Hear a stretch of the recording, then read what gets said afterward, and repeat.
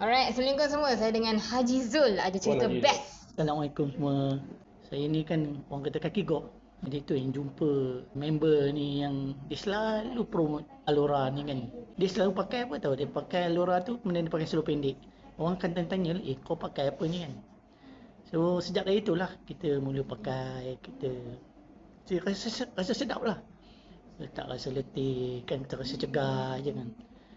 I think that one mungkin quite sometimes lah, after 5-6 years kot sebelum tu kita pakai.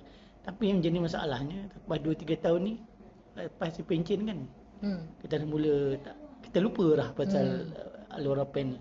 Sehinggalah Tuan Nasir kita ni kan mengintroducekan balik. Seluar ni. So memang rasa energetik lah bila pakai. Yes. Dia bantu rasa energetik kan. Ya ni. I tell you, for me it's good lah. Praktikkan tu tiap hari pakai tu, bawa tidur malam apa semua tu. But you have to have at least 2 pairs lah. Beli alternate ataupun ada satu pakai untuk siang, ada satu pakai untuk malam kan. Alright. Dia tak adalah nampak macam kotor atau berbau sangat kan. Tak perlu selalu basuh kan. That's very important lah. So, That's the message lah. okay. Kalau nak cuba nak jadi seorang yang cergas, pakailah Alora. Alright. Baik. Thank you.